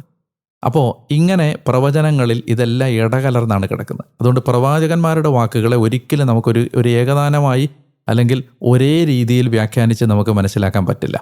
അപ്പോൾ അത് പല കാലങ്ങളിൽ സംഭവിക്കേണ്ട പല കാര്യങ്ങളാണ് ഇവർ ഈ ഒറ്റ കാഴ്ചയിൽ കാണുന്നത്. അപ്പം അങ്ങനെ വരുമ്പോഴേക്കും ഈ ലോകാവസാനത്തെ സംബന്ധിക്കുന്ന കാര്യങ്ങളുമുണ്ട്. ഇപ്പോൾ ഉദാഹരണത്തിന് കർത്താവിൻ്റെ പ്രതികാരത്തിൻ്റെ ദിനം എന്ന് പറയുമ്പോൾ ഈ റോമൻ പട്ടാളം വന്ന് ജെറുസലേമിനെ നശിപ്പിക്കുന്ന ഒരു പ്രതികാരത്തിൻ്റെ സമയമാണ്. അതുപോലെ തന്നെ അന്ത്യവിധിയിലും ഉണ്ടല്ലോ, ഇത് രണ്ടും ഉണ്ടല്ലോ. അപ്പോൾ അങ്ങനെ നമുക്ക് കൃത്യമായിട്ട് ഇതിനെ സൂചിപ്പിക്കുന്നു എന്ന രീതിയിൽ പ്രവചനങ്ങളെ വ്യാഖ്യാനിക്കുന്നത് ഒരുപക്ഷെ നമുക്ക് യഥാർത്ഥ അർത്ഥത്തിലേക്ക് എത്തുന്നതിൽ തടസ്സം ഉണ്ടാക്കും. പ്രവാചകന്മാർ യഥാർത്ഥത്തിൽ ഇത്രയൊക്കെ ഉണ്ടായിരുന്നുള്ളൂ, അതോ ഇത്രയും പേരെ മാത്രമേ രേഖപ്പെടുത്തിയിട്ടുണ്ടാവൂ? അതാണോ സാധ്യത? ബാൻഡ് ഓഫ് പ്രോഫറ്റ്സ് എന്നാണ് എപ്പോഴും പറയുന്നത്. ഇഷ്ടംപോലെ പ്രവാചകന്മാർ ഉണ്ടായിരുന്നു. പക്ഷേ ഈ രക്ഷാകര ചരിത്രത്തിൻ്റെ ബാറ്റൺ മുന്നോട്ട് കൊണ്ടുപോകുന്നതിന് ഏറ്റവും പ്രകടമായി സഹായിച്ച പ്രവാചകന്മാരെ മാത്രമേ യഥാർത്ഥത്തിൽ ബൈബിള് എടുത്തു പറയുന്നുള്ളൂ. ഞാൻ വെറുതെ ഒരു കൗതുകത്തിന് ബൈബിളിലുള്ള പ്രവാചകന്മാരുടെ മുഴുവൻ ഒരു ലിസ്റ്റ് ഒന്ന് തയ്യാറാക്കി. ഒത്തിരി കുഞ്ഞു കുഞ്ഞു പ്രവാചകന്മാർ ഈ വായനക്കിടയിൽ നമ്മൾ കണ്ടിട്ടുണ്ട്, കുറേ പ്രവാചകന്മാർ. പക്ഷേ അവരൊന്നും പ്രോമിനൻ്റായ ആളുകളല്ല. പക്ഷേ ഓരോ ഘട്ടങ്ങളിൽ ദൈവം അവരെ തിരഞ്ഞെടുത്തിട്ടുണ്ട്, ഉപയോഗിച്ചിട്ടുണ്ട്. തീർച്ചയായിട്ടും ഇവർ മാത്രമല്ല, ഇതുപോലെ ഒത്തിരി പേര് ആ കാലഘട്ടത്തിൽ ഉണ്ടായിരുന്നിരിക്കണം. ഇതിനകത്ത് ശരിക്കുള്ള പ്രവാചകന്മാരുണ്ട്, വ്യാജ പ്രവാചകന്മാരുണ്ട്. പക്ഷേ പ്രോമിനൻ്റ് ആയിട്ട് ഈ ചരിത്രത്തെ മുന്നോട്ട് കൊണ്ടുപോകാൻ സഹായിച്ചവരുടെ ലിസ്റ്റ് മാത്രമേ ബൈബിളിൻ്റെ ഒരു രചനയിൽ രേഖപ്പെടുത്തിയിട്ടുള്ളൂ. പുതിയ ദേവാലയം, പുതിയൊരു ജീവിതം ഒക്കെ ആരംഭിച്ചു. അതെ, അത് നല്ല രീതിയിൽ ക്രമീകരിക്കാനായിട്ട് സാധിച്ചിട്ടുണ്ടോ? അതായത് ഈ പ്രവാസം കഴിഞ്ഞുള്ള തിരിച്ചുവരവിൽ ഒരു പുതിയ കാലഘട്ടം ആരംഭിക്കുമ്പോൾ എന്തായിരുന്നു അവരുടെ അവസ്ഥ? നല്ല രീതിയിൽ തന്നെ കാര്യങ്ങൾ പോയോ? അതായത് പൊതുവെ ഈ കാലം ഒരു ആശാവഹമായ കാലമാണ് പൊതുവെ. കാരണം പ്രവാസം അവരെ ഒരുപാട് കാര്യങ്ങൾ പഠിപ്പിച്ചു. ഒന്ന്, ഞാൻ നേരത്തെ പറഞ്ഞ പോലെ ഇവർ വിഗ്രഹാരാധനയിലേക്ക് പിന്നെ അധികം മടങ്ങിപ്പോയിട്ടില്ല. പിന്നെ തങ്ങളുടെ പാപമാണ് ഇതിനെല്ലാം കാരണമെന്ന് അവർ തിരിച്ചറിഞ്ഞു. അതുകൊണ്ട് തന്നെ ഈ അനുതാപത്തിലേക്ക് ഈ ജനം മടങ്ങി വരുന്നത് പൊതുവെ എളുപ്പമായിരുന്നില്ല ഇവരുടെ അവിടുത്തെ ജീവിതം. കാരണം ജെറുസലേമൊക്കെ ഒന്നേന്നെല്ലാം പുതുക്കി പണിയേണ്ടിയിരുന്നു. 3 കാര്യങ്ങൾ നമ്മളിവിടെ കാണുന്നുണ്ടല്ലോ. അതായത് ദേവാലയം, പിന്നെ തോറ, പിന്നെ വാൾ, ആ മതിൽ. അല്പം പ്രയാസം വരുത്തുന്നൊരു കാര്യം, എല്ലാ ആളുകളും തിരിച്ചു വന്നിട്ടില്ല. വളരെ ചുരുക്കം പേരെ അങ്ങോട്ട് പോയവരിൽ നിന്ന് മടങ്ങിയെത്തിയിട്ടുള്ളൂ. അപ്പോൾ ബാക്കി എല്ലാവരും തന്നെ ബാബിലോണിലും പരിസര പ്രദേശങ്ങളിലുമായിട്ട് പിന്നെ അവർ ജീവിച്ച് മറ്റ് ജനതകളുമായിട്ട് ഇടകലർന്ന് ഇല്ലാതായി. അപ്പോൾ ഈ തിരിച്ചു വന്ന ജനത യഥാർത്ഥത്തിൽ ഈ വാഗ്ദത്ത ദേശം പഴയ അവസ്ഥയിലാക്കുന്നതിന് ഒത്തിരി സ്ട്രഗിൾ ചെയ്യേണ്ടി വന്നു. ലോക്കലായ ആളുകളിൽ നിന്ന്, സമറിയാക്കാരിൽ നിന്ന്, പിന്നെ പേർഷ്യ രാജാവിൻ്റെ സേനാധിപന്മാർ ഒക്കെ ഒത്തിരി എതിർപ്പ് ഇവർ നേരിടേണ്ടി വന്നു, ദേവാലയം പണിയാൻ, വാള് പണിയാൻ എല്ലാം. പക്ഷെ അതിനെയെല്ലാം പ്രവാചകന്മാരുടെ പ്രവചനങ്ങൾ വഴി ഊർജം സംഭരിച്ച ജനം അതിജീവിച്ച് അവർ ദേവാലയം പണിതു, നിയമത്തിലേക്ക് ആളുകളെ തിരിച്ചു കൊണ്ടുവന്നു, അതുപോലെ മതിൽ പണിതു. നമ്മൾ പക്ഷേ ഈ പുസ്തകം അവസാനിക്കുമ്പോഴേക്കും ഹീബ്രു ബൈബിൾ എപ്പോഴും സജസ്റ്റീവാണ്. നമ്മൾ ഈ യാത്രക്കിടയിൽ പലതവണ അത് ഓർത്തിരുന്നു. അതായത് പ്രകടമായിട്ട് പറയില്ല. എപ്പോഴും the text will never tell you but the text will show you എന്നാണ് പറയുന്നത്. നമ്മളോട് പറയില്ല പ്രകടമായിട്ട്, പക്ഷേ നമുക്ക് സജഷൻസ് തരും. അങ്ങനെ 3 സജഷൻസ് നമുക്ക് ഈ പുസ്തകത്തിൻ്റെ അവസാനം എത്തുമ്പോഴേക്കും കിട്ടുന്നുണ്ട്. ഒന്ന്, ഈ ജനം ദേവാലയത്തിൽ വിജാതീയരുടെ, തോബിയ എന്ന് പറയുന്ന വിജാതീയന് ഒരു മുറി കൊടുത്തു. നെഹമിയ അവനെ ആ മുറിയിൽ നിന്ന് പുറത്താക്കി എന്ന് പറയുന്നൊരു സൂചനയുണ്ട്. അത് സൂചിപ്പിക്കുന്നത് അമ്മോന്യരെ 10 തലമുറയിൽ പോലും ദേവാലയത്തിൽ കയറ്റരുതെന്നാണ് നിയമം. അപ്പോൾ അങ്ങനെയുള്ള അമ്മോന്യന് ദേവാലയത്തിനകത്ത് പുരോഹിതന്മാരുടെ കൂട്ടത്തിലൊരു മുറി. സജസ്റ്റീവാണിത്. കാരണം ഈ ജനം പണിത ദേവാലയത്തെ അനാദരിക്കുന്ന ലക്ഷണങ്ങൾ കണ്ടു തുടങ്ങിയിരിക്കുന്നു. രണ്ടാമത്തേത് നിയമം പാലിക്കാൻ എസ്ര ഇവരെ നന്നായിട്ട് പഠിപ്പിച്ചെങ്കിലും നമ്മൾ ഈ പുസ്തകം അവസാനിക്കുമ്പോഴേക്കും കാണുന്ന, നെഹമ്യയുടെ പുസ്തകത്തിൻ്റെ അവസാന ഭാഗത്ത് എത്തുമ്പോൾ കാണുന്ന, സാബത്ത് ദിവസം ചുമന്നുകൊണ്ട് പോകുന്നവരെയും സാബത്ത് ദിവസം കച്ചവടം ചെയ്യുന്നവരെയൊക്കെ എടുത്തു കാണിക്കുന്നുണ്ട് ഇത്. അപ്പോൾ നിയമം തെറ്റിക്കുന്നതിൻ്റെ ലക്ഷണങ്ങൾ ഇത് സൂചിപ്പിക്കുന്നു. മൂന്നാമതായിട്ട് ഇവർ മിശ്രവിവാഹം. മതിൽ സൂചിപ്പിക്കുന്നത് ഈ ജനതയുടെ തനിമ, ഐഡൻറ്റിറ്റി കാത്തു സൂക്ഷിക്കാൻ. മലാക്കി അതിനെക്കുറിച്ച് അവർക്കുണ്ടായ ഒരു ബുദ്ധിമുട്ടായിരുന്നല്ലോ, വിവാഹബന്ധത്തിൻ്റെ കുറിച്ച് മലാക്കി നന്നായിട്ട് പറയുന്നുണ്ട്. അപ്പോൾ മിശ്രവിവാഹത്തിൻ്റെ കാര്യങ്ങളും നെഹമ്യയുടെ പുസ്തകത്തിൻ്റെ അവസാനം എത്തുമ്പോൾ വീണ്ടും നമ്മൾ കാണുന്നുണ്ട്. അപ്പോൾ അതും ഈ 3 കാര്യങ്ങൾ ബൈബിൾ ഇൻഡയറക്റ്റായിട്ട് പറയുകയാണ്. ദേവാലയം പുതുക്കി പണിതെങ്കിലും പതുക്കെ ദേവാലയത്തോടുള്ള അവരുടെ ഗൗരവം നഷ്ടപ്പെട്ടു തുടങ്ങി. നിയമം പതുക്കെ അവർ തെറ്റിച്ചു തുടങ്ങി. അതുപോലെ തന്നെ അവർ മതിലുകൾ പൊളിഞ്ഞു തുടങ്ങി. ആത്മീയമായിട്ട് മതിലുകൾ പൊളിഞ്ഞു തുടങ്ങി. അവരുടെ ഐഡൻറ്റിറ്റി, ബോർഡർ ലൈൻ അവർ മുറിച്ചു തുടങ്ങി. എന്താണ് ആത്യന്തികമായിട്ട് സൂചിപ്പിക്കുന്നത്? പഴയ നിയമം മുഴുവൻ നമ്മളെ ഒരു സർക്കിള് പോലെ തുടങ്ങിയെടുത്ത് തന്നെ എത്തിച്ചേരുന്ന ഒരു രീതി അവതരിപ്പിച്ചുകൊണ്ട് പഴയ നിയമം മുഴുവൻ പഠിപ്പിച്ചത് ഒരു മനുഷ്യനും സ്വന്തം സ്വാഭാവിക ശക്തി കൊണ്ട് ദൈവം ആഗ്രഹിക്കുന്നൊരു നിലവാരത്തിലേക്ക് എത്താൻ കഴിയില്ല എന്ന് പഠിപ്പിക്കുന്ന പുസ്തകമാണ് പഴയ നിയമം മുഴുവൻ. അതായത് എത്ര ജനം തിരിച്ചു വരുമ്പോഴും പിന്നെയും അവർ താഴോട്ട് പോകുന്ന ഒരു രംഗം നമ്മുടെ എല്ലാവരുടെയും, മനുഷ്യൻ്റെ യഥാർത്ഥ അവസ്ഥയെ സൂചിപ്പിക്കുകയാണ്. അതായത് ദൈവം എത്ര നമ്മളെ കൈപിടിച്ച് കൊണ്ടുവരുമ്പോഴും നമ്മൾ വീഴ്ചയുടെ ഒരു സാധ്യത മനുഷ്യൻ്റെ ബ്ലഡിലുണ്ട്, മനുഷ്യൻ്റെ ജഡത്തിലുണ്ട് എന്ന് സൂചിപ്പിക്കുകയാണ്. അതുകൊണ്ട് നമ്മൾ ജഡത്തിൽ ആശ്രയിച്ചാൽ നമ്മൾ ദൈവനീതി ജീവിക്കാൻ പറ്റില്ല. അത് കൃപയാലും പരിശുദ്ധാത്മാവിനാലും മാത്രമേ സാധിക്കൂ എന്ന് പഴയ നിയമത്തിലെ ഓരോ വായനാകാലവും നമ്മളെ പഠിപ്പിക്കുകയാണ്. അപ്പോൾ പഴയ നിയമത്തിലെ എല്ലാ പുസ്തകങ്ങൾക്കും പറയാൻ ഒറ്റ മെസ്സേജേ ഉള്ളൂ: മനുഷ്യന് സ്വയം രക്ഷപ്പെടാൻ പറ്റില്ല. പ്രവാസത്തിൻ്റെ ഒരു വലിയ കാലഘട്ടമാണല്ലോ ഈ കാലഘട്ടം. പല കാരണങ്ങളാൽ, പ്രത്യേകിച്ച് നമ്മുടെ കേരളത്തെ സംബന്ധിച്ചിടത്തോളം ഒരു നല്ല ശതമാനം ആളുകൾ പ്രവാസത്തിലാണ്. അപ്പോൾ അവർക്ക് സ്വാഭാവികമായിട്ടും ഇതൊക്കെ കേൾക്കുമ്പോൾ ഒരു ആശങ്കയുണ്ടാകാം. പ്രവാസത്തിലായിരിക്കുന്നതാണോ നല്ലത്, തിരിച്ചു വരുന്നതാണോ നല്ലത്? അതാണ് എന്തായിരിക്കും അവരെ സംബന്ധിച്ചുള്ള, അതായത് അവരായിരിക്കുന്ന ഇടത്തിലൊക്കെ അവർ ഒത്തിരി നന്മകൾ അല്ലെങ്കിൽ ദൈവശുശ്രൂഷകൾ ചെയ്യുന്നുണ്ട്. പക്ഷേ ആത്യന്തികമായിട്ട് അവർ ജനിച്ച ഇടത്തേക്ക് അല്ലെങ്കിൽ അവരെ ദൈവം ഈ ഭൂമിയിലേക്ക് കൊണ്ടുവന്ന ഇടത്തിലേക്ക് തിരിച്ചു വരുന്നതാണോ അവരുടെ ലക്ഷ്യം? നമുക്ക് പഴയ നിയമം എപ്പോഴും ഒരു മണ്ണുമായി ബന്ധപ്പെട്ടതാണ്. അവരുടെ വാഗ്ദത്ത നാട് ഒരു മറ്റീരിയൽ ലാൻഡായിരുന്നു. പുതിയ നിയമത്തിലേക്ക് വരുമ്പോൾ ഈ ലാൻഡിൻ്റെ ബോർഡറുകൾ ക്രോസ് ചെയ്യുന്ന ആത്മീയതയാണല്ലോ പുതിയ നിയമത്തിൻ്റെ ആത്മീയത. അതായത് ഒരു മനുഷ്യനും ഒരു സ്ഥലവുമായോ ഒരു ഇടവുമായോ ഏതെങ്കിലും ഒരു പ്രത്യേക രീതികളുമായോ ഒന്നും കണക്റ്റഡായി കിടക്കരുത് എന്ന് പറയുന്ന പുസ്തകമാണ് സുവിശേഷം. ലോകത്തിൻ്റെ എല്ലാ ഭാഗങ്ങളിലും പോകണം. അതായത് ഒരു മണ്ണുമായും ബന്ധപ്പെട്ടതല്ലിത്. ഒന്നത്. രണ്ടാമത്തേത്, ആത്മാവിൽ വീണ്ടും ജനിച്ചവനെ ഈശോ നിക്കോദെമോസിനോട് പറയുമ്പോൾ ഉപമിച്ചത് കാറ്റ് പോലെ എന്നാണ്, കല്ല് പോലെ എന്നല്ല. അതായത് സെറ്റിൽ ചെയ്യാനല്ല, സ്കാറ്റർ ചെയ്യാനാണ് നമ്മുടെ വിളി. അപ്പോൾ അതുകൊണ്ട് തന്നെ നമുക്ക് ഇന്ത്യയിൽ നിന്ന് വിദേശ രാജ്യങ്ങളിലേക്ക് പോയവരെ നമുക്ക് പ്രവാസികളെന്ന് വിളിക്കാമെങ്കിലും ബൈബിളിൻ്റെ കണ്ണിൽ പ്രവാസം എന്ന് പറയുന്നത് പാപത്തിലേക്ക് പോവുക എന്നുള്ളത് മാത്രമാണ്, അല്ലാതെ ലൊക്കേഷൻ ചേഞ്ച് ചെയ്യുക എന്നുള്ളതല്ല. അതുകൊണ്ട് ഏത് ഇടത്താണോ ദൈവം നമ്മളെ വളർത്തുന്നത്, കൊണ്ടുപോകുന്നത്, അവിടെ ഒരു പ്രസാദകരമായ ജീവിതം നയിക്കാൻ പരിശ്രമിക്കുക. നിലവിലുള്ള ഇടങ്ങളെ പ്രസാദകരമാക്കാൻ നമ്മൾ സുവിശേഷത്തിൻ്റെ കോൺട്രിബ്യൂഷൻസ് കൊടുക്കുക എന്നുള്ളതാണ് ലോകത്തിൻ്റെ ഏത് കോണിൽ നമ്മൾ ജീവിച്ചാലും. എവിടെ പോയാലും ദൈവം കൊണ്ടുപോകുന്നതാണ് എന്നുള്ളൊരു ബോധ്യം. അതെ. ഒരു വലിയ നിയോഗത്തിന് വേണ്ടി കൊണ്ടുപോകുന്നതാണ്. നമ്മൾ ഒരു ലൊക്കേഷനുമായിട്ട് നമ്മൾ ബന്ധപ്പെട്ട ആളുകളല്ല. അതുകൊണ്ട് ഇന്ത്യ വാഗ്ദത്ത ദേശമല്ല, യൂറോപ്പ് വാഗ്ദത്ത ദേശം, അമേരിക്ക വാഗ്ദത്ത ദേശമല്ല. നമ്മളിങ്ങനെ തമാശയായിട്ട് പറയാറുണ്ട്, അമേരിക്കയിൽ നിന്നും തിരുവനന്തപുരത്തു നിന്നും സ്വർഗത്തിലേക്കുള്ള ദൂരം സെയിമാണ്. അപ്പോൾ ഒരു പ്രത്യേക ലൊക്കേഷൻ പ്രത്യേകതയുള്ളതല്ല. എല്ലായിടത്തും നമുക്ക് കർത്താവിനെ പങ്കുവച്ച് ദൈവത്തെ സ്നേഹിച്ച് ജീവിക്കാൻ കഴിയും എന്നുള്ള ഒരു സൂചനയാണ് പുതിയ നിയമം നൽകുന്നത്. ഹോളി ലാൻഡ് എന്നൊക്കെ പറയുമ്പോഴത്തേക്ക് ഇപ്പോൾ അതിനൊരു ചരിത്ര പ്രത്യേകതയല്ലാതെ മറ്റ് പ്രത്യേകതകളൊന്നുമില്ല അല്ലേ? അതെ. Holy land, a land which we made unholy. അപ്പോൾ നമ്മൾ അശുദ്ധമാക്കിയ വിശുദ്ധ സ്ഥലം, അത് തീർച്ചയായിട്ടും ഈശോ ജനിച്ചു അല്ലെങ്കിൽ രക്ഷാകര സംഭവങ്ങൾ നടന്നു എന്നുള്ള പ്രത്യേകതകളുണ്ട്. നമുക്ക് കാണുകയും കേൾക്കുകയും ചെയ്യുമ്പോൾ ബൈബിളിലെ സ്ഥലങ്ങളൊക്കെ ജീവൻ വെക്കുന്നതായിട്ട് കാണാനും ഇതൊക്കെ ഇവിടെയാണ് നടന്നതെന്ന് മനസ്സിലാക്കാനും ഒക്കെയുള്ള സാഹചര്യങ്ങൾ, ആ ഒരു വാല്യൂ അതിനുണ്ട്. അതിനപ്പുറത്ത് എല്ലാ ഇടങ്ങളും ഹോളി ലാൻഡുകളായി മാറുക എന്നതാണ് പുതിയ നിയമത്തിൻ്റെ കുറച്ചുകൂടെ വ്യാപകമായ ഒരു മനുഷ്യനെ മോട്ടിവേറ്റ് ചെയ്യുന്ന ലക്ഷ്യം.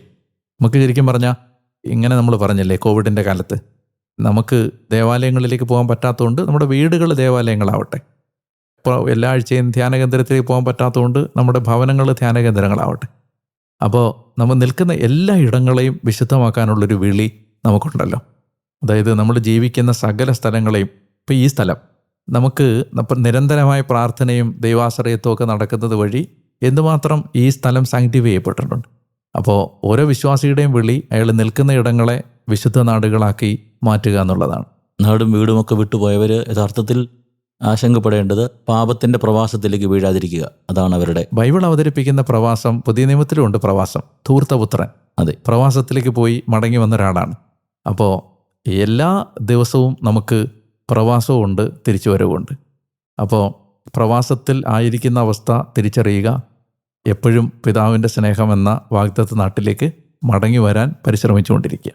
അല്ലെ, നമ്മൾ പലപ്പോഴും പങ്കുവെക്കുന്ന ഒരാശങ്ക, നമ്മുടെ എല്ലാവരും നാട് വിട്ടു പോകുന്നു, ഇവിടെങ്ങും ആരുമില്ല എന്നൊക്കെ ഒരു സങ്കടമുണ്ട്. അതൊക്കെ പരിഹരിക്കപ്പെടും അല്ലേ? അതിനകത്തൊന്നും ഒരു വാല്യൂ ഉണ്ടെന്ന് തോന്നുന്നില്ല നമുക്ക്. നമ്മൾ ഇന്ത്യയിൽ ജനിച്ചതുകൊണ്ട് നമ്മൾ ഇന്ത്യ ഹോളി ലാൻഡായിട്ട് കാണുന്നു, വേറൊരാൾ വേറൊരു സാബർഗയെ ജനിച്ചു എന്ന് പറഞ്ഞ പോലെ. അല്ല, ഒരു സ്ഥലത്ത് വന്ന് ജനിച്ചു അല്ലെങ്കിൽ കർത്താവ് ഒരു സ്ഥലത്ത് ജനിപ്പിച്ചു എന്നുള്ളതിന് പ്രാധാന്യമുണ്ടോ? അതിനപ്പുറത്ത് എവിടെയാണ് പൂവിടേണ്ടതെന്നുള്ളതാണ് കുറച്ചുകൂടെ ബിബ്ലിക്കലായ ഒരു ആശയം. ഇപ്പോൾ ഈശോ ജനിച്ചത് ബേത്ലഹേമിലല്ലേ, പക്ഷേ ഈശോ വളർന്നത് നസറത്തിലും ഈശോ ശുശ്രൂഷ ചെയ്തത് കവർനാമിൽ ഒക്കെ ആകണം. അപ്പോൾ അത് ലൊക്കേഷൻ എപ്പോഴും നമ്മളെ നിയോഗവുമായിട്ട് ബന്ധപ്പെട്ടതാണ്. ഇപ്പം നമ്മളൊക്കെ 10-15 വയസ്സുള്ളപ്പോൾ ഇവിടെ തിരുവനന്തപുരത്ത് വന്നതല്ലേ, നമ്മൾ തിരുവനന്തപുരത്ത് ജനിച്ചവരല്ലല്ലോ. അപ്പോൾ ഇനി എന്നും ഇവിടെ ഉണ്ടാവണമെന്ന് നിർബന്ധമില്ലല്ലോ. യഥാർത്ഥത്തിൽ പിറന്ന ഇടങ്ങളല്ല വീട്, മറിച്ച് ചെന്ന ഇടങ്ങളാണ് വീട്. അതൊരു യഥാർത്ഥത്തിൽ ഒന്നിനോടും അല്ലെ ഒരു സ്ഥലത്തോടും ഒരു സാഹചര്യത്തോടും അമിതമായ മമതകൾ നല്ലതല്ലെന്ന് പറയുന്ന ഗ്രന്ഥമാണ് പുതിയ നിയമം. പ്രവാസത്തെക്കുറിച്ച് നല്ലൊരു ബോധ്യം ഉണ്ടാകുന്ന ഒരു ഭാഗമാണിതെന്ന് എനിക്ക് തോന്നുന്നു. അതെ അതെ. പ്രത്യേകിച്ച് കാലികമായ ഒരു പ്രയാസമാണ്. ഉദാഹരണത്തിന് ഇപ്പോൾ അമേരിക്കയിലോ അല്ലെ യൂറോപ്പിലോ ഒക്കെ ജീവിക്കുന്ന മാതാപിതാക്കന്മാരുടെ സങ്കടം, ഇപ്പം നാട്ടിലായിരുന്നെങ്കിൽ ഇവർ കുറെ കൂടെ കാറ്റഗറിസോ ഒക്കെ പഠിച്ചോ അല്ലെങ്കിൽ ഒരു നല്ല എൻവയോൺമെൻ്റ് ഒക്കെ ഉണ്ടായിരുന്നു എന്നുള്ള ഒരു ആശങ്ക അവർക്കുണ്ട്. ഒരു വശത്ത് അതിന് നമുക്ക് പറയാനുള്ള ഏറ്റവും പ്രധാനപ്പെട്ട കാര്യം, നമ്മൾ ഏത് രാജ്യത്ത് ചെല്ലുമ്പോഴും നിയമാവർത്തന പുസ്തകത്തിൽ മോശ സ്വീകരിച്ചൊരു സമീപനമുണ്ട്. കാനാൻ ദേശത്തേക്ക് കയറുന്നതിന് മുമ്പ് അദ്ദേഹം ജനത്തിന് കൊടുത്ത പ്രിപ്പറേഷൻ കാറ്റഗറിസം പഠിപ്പിക്കുക എന്നുള്ളതാണ്. ചെറിയ പ്രായം മുതലേ കുഞ്ഞുങ്ങളെ വിശ്വാസം വളർത്തുക ഏത് രാജ്യത്താണെങ്കിലും. അങ്ങനെ ഇപ്പോൾ നമ്മൾ അമേരിക്കയിൽ നിന്ന് ഒക്കെ വരുന്ന ചെറുപ്പക്കാരെ കാണുന്നില്ലേ, എത്രയോ ഹോളിയായ ചെറുപ്പക്കാരുണ്ട്. അത് അവർ അമേരിക്കയിലാണ് ജനിച്ചത്, അമേരിക്കയിലെ വായുവാണ് ശ്വസിച്ചത്, അമേരിക്കയിലെ സംസ്കാരമാണ് അവർ കണ്ടത്, അമേരിക്കയിലെ സ്കൂളിലാണ് അവർ പഠിച്ചത്, അല്ലെ യൂറോപ്പിലെ സ്കൂളിലാണ് പഠിച്ചത്. പക്ഷേ അവർ വിശ്വാസത്തിൽ നമ്മളെക്കാൾ വലിപ്പമുള്ള ആളുകളാണ്. അത് ഒരു സ്ഥലം നമ്മളെ സ്വാധീനിക്കുമെന്നതിനപ്പുറത്ത് നമ്മൾ നമ്മുടെ തലമുറയ്ക്ക് കൊടുക്കുന്ന വിശ്വാസം ആണ് കൂടുതൽ അവരെ സ്വാധീനിക്കുന്നത്. അതുകൊണ്ട് ഏത് പ്രവാസത്തിൽ കഴിയുമ്പോഴും ഈ ഒരു കാര്യം മറക്കാതിരുന്നാൽ മാത്രം മതി. നമ്മുടെ വിശ്വാസത്തെ അമൂല്യമായി കരുതുകയും പകർന്നു കൊടുക്കാൻ ശ്രമിക്കുകയും ചെയ്താൽ നമുക്കത് ഒരു ആശങ്കയ്ക്കും പിന്നീട് വകയില്ല. ഈ പ്രവചനങ്ങളൊക്കെ ഏതാണ്ട് നമ്മൾ പൂർത്തിയാക്കാൻ പോവുകയാണ്. യഥാർത്ഥത്തിൽ എല്ലാ പ്രവചനങ്ങളും ഈശോയെക്കുറിച്ചുള്ള പ്രവചനങ്ങളാണ്. എന്തുകൊണ്ട് യഹൂദർക്കത് അങ്ങോട്ട് മനസ്സിലായില്ല? യഹൂദർ എന്തുകൊണ്ട് ഈ പ്രവചനങ്ങളിൽ ഈശോയെ കണ്ടില്ല? നമുക്ക് യഥാർത്ഥത്തിൽ യഹൂദർക്ക് സംഭവിച്ച ഒരു കാര്യം പൗലോസ്ലീഹ പറയുന്നുണ്ട്. അവർ സ്വന്തം നീതിയിൽ ആശ്രയിച്ചു. റോമാലേഖനമാണ് അതിൻ്റെ ഏറ്റവും നല്ല ടെക്സ്റ്റ്, ക്ലാസിക്കൽ ടെക്സ്റ്റ്. യഹൂദന് എപ്പോഴും ഒരു പ്രൈഡുണ്ട്. ആ പ്രൈഡ് തങ്ങൾ നിയമം അറിയാവുന്നവരാണ് എന്ന, അതാണ് അപ്പോസ്തലൻ പറയുന്നത്, അറിയാമെന്ന് വിചാരിക്കുന്നവർ അറിയേണ്ടത് അറിയുന്നില്ല. അപ്പം ഇങ്ങനെ ഒരു ബുദ്ധിയിലെ അന്ധകാരം, അഹന്ത, തങ്ങൾ ദൈവത്താൽ തിരഞ്ഞെടുക്കപ്പെട്ടവരാണ് എന്ന കോംപ്ലിസൻസി, ആ അലംഭാവം, അല്ലെങ്കിൽ തങ്ങളെല്ലാം തികഞ്ഞവരാണെന്നുള്ള വിചാരം, ഈ വിചാരമാണ് ക്രിസ്തുവിനെ പടിക്ക് പുറത്ത് നിർത്താൻ ഇടയാക്കിയത്. ഇന്നും നമുക്ക് ബാധകമാണ്. മനസ്സിലായിട്ടും പുറത്ത് നിർത്തിയതാണോ? അതോ മനസ്സിലാകുന്നില്ല. മനസ്സിലാകാത്തതിൻ്റെ കാരണം ദൈവം തങ്ങൾ വരച്ച വരയ്ക്കകത്തുകൂടിയാണ് ദൈവം പ്രവർത്തിക്കുന്നതെന്ന് എപ്പോഴും ചിന്തിച്ച മനുഷ്യർക്ക് ഇന്നും നമ്മൾ കാണുന്നില്ലേ. പരിശുദ്ധാത്മാവിൻ്റെ പ്രവർത്തനങ്ങളോട് തുറവിയില്ലാത്ത ഒരു ജനത കാലാന്തരത്തിൽ ക്രിസ്തുവിനെ പുറത്താക്കും. അപ്പോൾ കാലിത്തൊഴുത്തിലാണ് യേശു ജനിക്കുന്നത്. ഏതെങ്കിലും യഹൂദനത് മനസ്സിലാക്കാൻ പറ്റുമോ? രാജാവെന്നാണ് അവൻ പ്രതീക്ഷിച്ചിരിക്കുന്നത്. അപ്പോൾ പ്രതീക്ഷിച്ചിരിക്കുമ്പോൾ രാജാവ് വന്ന് കാലിത്തൊഴുത്തി പിറക്കുക, ഒരു ദാരിദ്ര്യം പിടിച്ച് വീട്ടിൽ വളരുക, അവൻ്റെ അമ്മയുടെ മേൽ അവിഹിത ബന്ധം ആരോപിക്കപ്പെടുക, 30 വർഷം ഏറ്റവും സാധാരണമായ ജോലി ചെയ്ത് ജീവിക്കുക. അപ്പോൾ ഇത് ഒരിക്കലും ദൈവം അവർ പ്രതീക്ഷിച്ച വഴിയിലൂടെ അല്ല ദൈവം വന്നത്. അപ്പോൾ അതുകൊണ്ട് അവർക്ക് അത് മനസ്സിലാക്കാൻ പറ്റിയില്ല. പിന്നെ അങ്ങനെ പറയുമ്പോൾ തന്നെ പൗലോസ്ലീഹ പറയുന്നൊരു കാര്യമുണ്ട്, വിജാതിയർ പൂർണ്ണമായി സ്വീകരിക്കപ്പെടുന്നത് വരെ മാത്രമാണ് ഇവർക്ക് ഈ അന്ധത. അപ്പോസ്തലൻ പറയുന്ന വലിയൊരു ആശയമാണത്. വിജാതിയർ പൂർണ്ണമായി സ്വീകരിക്കപ്പെട്ട് കഴിയുമ്പോഴേക്കും ഈ ഇസ്രായേൽ തിരിച്ചു വരും എന്നൊരു സൂചന റോമാലേഖനം 9:10-11 അപ്പോസ്തലനായ പൗലോസ് പറയുന്നുണ്ട്. അപ്പോൾ ഇസ്രായേലിന് ഒരു കണ്ണു തുറക്കലുണ്ടാവും എന്നുള്ളതാണ് ഈ ഈശോയുടെ മടങ്ങിവരവിന് മുമ്പുള്ള 7 അടയാളങ്ങളിൽ ഒന്ന്. ഇസ്രായേലിലെ ഒരുപാട് പേര് ക്രിസ്തുവിൻ്റെ വാല്യൂ തിരിച്ചറിയും.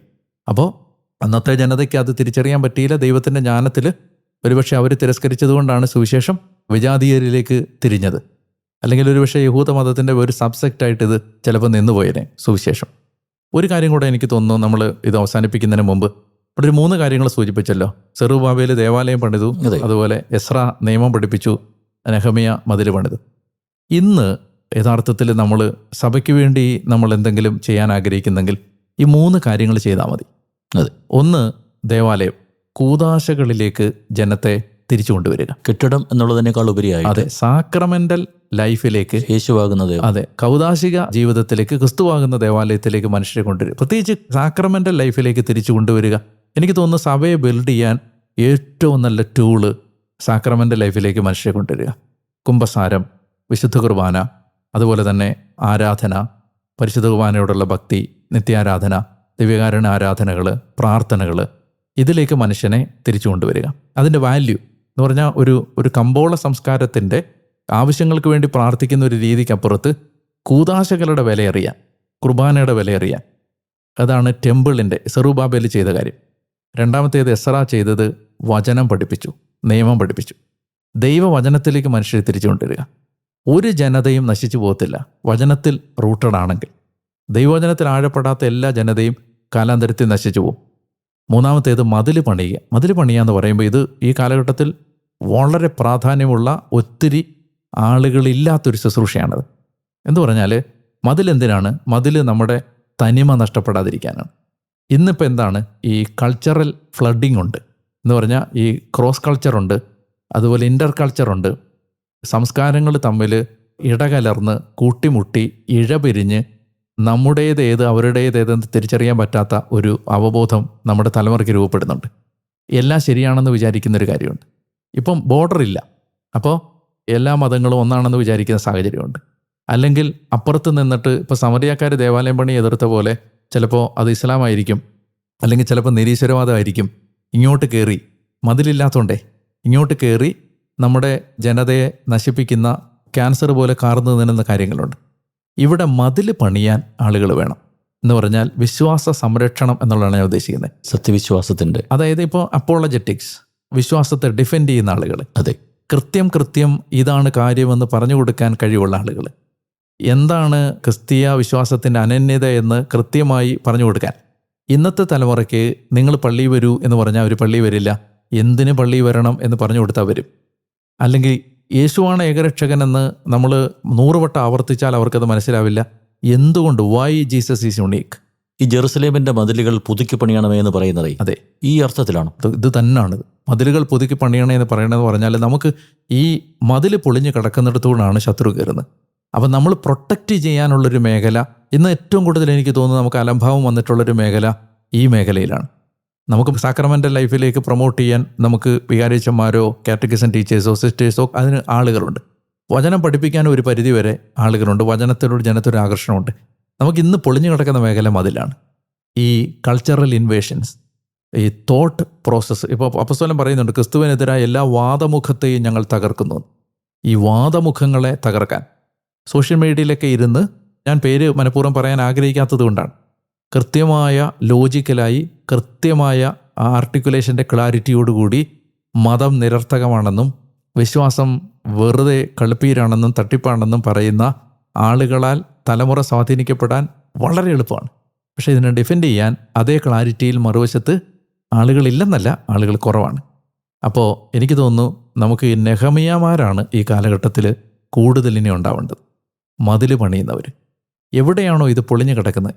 ഉദാഹരണത്തിന് നമുക്കറിയാലോ, ഇപ്പോൾ ഇസ്ലാമിൻ്റെ ഭാഗത്തു നിന്ന് ഉണ്ടായ കുറേയധികം ചോദ്യങ്ങൾ, ഇപ്പം എം അക്ബറിനെ പോലുള്ള ആളുകളൊക്കെയാണെന്ന് തോന്നുന്നു. അതെ, ഈ കിഴക്കേക്കോട്ടയിലൊക്കെ പോകുമ്പം ഭിത്തിയിൽ ഇങ്ങനെ ക്രിസ്ത്യൻ മുസ്ലിം സംവാദം എന്ന് പറഞ്ഞ് വിളിച്ച് വരുത്തിയിട്ട് വെല്ലുവിളിച്ചിട്ട് അപ്പം ഇന്ന് അതില്ല, ഇപ്പം അതില്ലെന്ന് പറഞ്ഞ് ഇപ്പോൾ കുറഞ്ഞെന്താ? ചോദ്യങ്ങൾക്കെല്ലാം ഉത്തരമായി ക്ലാരിറ്റിയോടുകൂടി ആ വിഷയം സംസാരിക്കുന്ന ആളുകൾ ഉയർന്നു വന്നു. അങ്ങോട്ട് ചോദിക്കുന്ന ചോദ്യത്തിന് ഉത്തരമില്ലതാനും. അതെ. ഇനി അടുത്തത്, എന്നാൽ നിരീശ്വരവാദത്തിനെ കൗണ്ടർ ചെയ്യാൻ, അതെ, അതുപോലെ തന്നെ മറ്റ് മതങ്ങളിൽ നിന്ന് ഉയർന്നു വരുന്ന ചോദ്യങ്ങൾ മാത്രമല്ല, ഇപ്പോൾ ഒരുപാട് വേറെ മറ്റ് പ്രശ്നങ്ങളുണ്ട്. ഇപ്പോൾ സ്വവർഗ വിവാഹം, അല്ലെങ്കിൽ ലിവിങ് ടുഗെദർ, പിന്നെ ഈ നമ്മൾ ഈ പറയുന്ന 2K കിഡ്സും, പിന്നെ നമുക്ക് മനസ്സിലാവാത്ത ഒത്തിരി ഭാഷ പറയുന്ന ഒരു ജനറേഷനെ ഹാൻഡിൽ ചെയ്യാൻ പറ്റുന്ന, അവരുടെ ചോദ്യങ്ങളെ ഹാൻഡിൽ ചെയ്യാൻ പറ്റുന്ന ഒരു ബോധന ശാസ്ത്രവും നമുക്കില്ല. വളരെ ഔട്ട്ഡേറ്റഡായ ടൂൾസുമായിട്ടാണ്. പക്ഷെ ദൈവാനുഗ്രഹം കൊണ്ട് നെഹമിയയെ പോലെ ധാരാളം അൽമായർ യൂത്ത് ഈ ഒരു മേഖലയിൽ കയറി വരണം. ഈ സമയത്ത് ഒത്തിരി പേര് നമ്മൾ കാണുന്നില്ലേ യൂട്യൂബിലൊക്കെ, ഒരു പക്ഷേ ഔദ്യോഗികമായിട്ടുള്ള സംവിധാനങ്ങളെക്കാൾ ഉപരിയായിട്ട് ഈ ഒറ്റപ്പെട്ട വിധത്തിൽ ഈ ഒരു മതിൽ പണിയുന്ന ശുശ്രൂഷ, അത് വലിയൊരു മൂവ്മെന്റ് ആയിട്ട് അത് മാറണം. അതെ, ശരിക്കും ഈ 3 കാര്യങ്ങൾ നമ്മൾ ശ്രദ്ധിച്ചാൽ സഭയെ നമുക്ക് കെട്ടുറപ്പോടെ നടത്താൻ പറ്റും. ഒന്ന്, ദേവാലയം റെസ്റ്റോർ ചെയ്യുക, സാക്രമെന്റൽ ലൈഫിലേക്ക് ആളുകളെ കൊണ്ടുവരിക, പ്രത്യേകിച്ച് പരിശുദ്ധ കുർബാന. ദേവാലയം എന്ന് പറഞ്ഞാൽ പരിശുദ്ധ കുർബാനയാണ്, ബലിയർപ്പിക്കാനാണല്ലോ ദേവാലയം ഉണ്ടായത്. അതെ. പിന്നെ വചനം പഠിപ്പിക്കുക. 3, ഈ പറഞ്ഞ ഇത് രണ്ടും പ്രൊട്ടക്ട് ചെയ്യാനുള്ള സത്യവിശ്വാസത്തിന്റെ മതിലുകൾ പണി. ഈ 3 കാര്യങ്ങളാണ് യഥാർത്ഥത്തിൽ ഈ പീരീഡ് നമുക്ക് തരുന്ന ഏറ്റവും വലിയ സന്ദേശം. അപ്പോൾ ഒത്തിരി നന്ദി അച്ഛാ. ഈ വചന വായന നിങ്ങൾക്ക് വലിയൊരു അനുഗ്രഹമായി മാറും എന്ന് ഞങ്ങൾക്ക് ഉറപ്പുണ്ട്. നല്ല തീഷ്ണതയോടെ നമുക്ക് വചനവായനയിൽ മുന്നോട്ട് പോകാം. നിങ്ങളെ കർത്താവ് അനുഗ്രഹിക്കട്ടെ എന്ന് ഞാൻ പ്രാർത്ഥിക്കുന്നു. സർവശക്തനായ ദൈവം നിങ്ങളെ അനുഗ്രഹിക്കട്ടെ. പിതാവിൻ്റെയും പുത്രൻ്റെയും പരിശുദ്ധാത്മാവിൻ്റെയും നാമത്തിൽ ആമേൻ.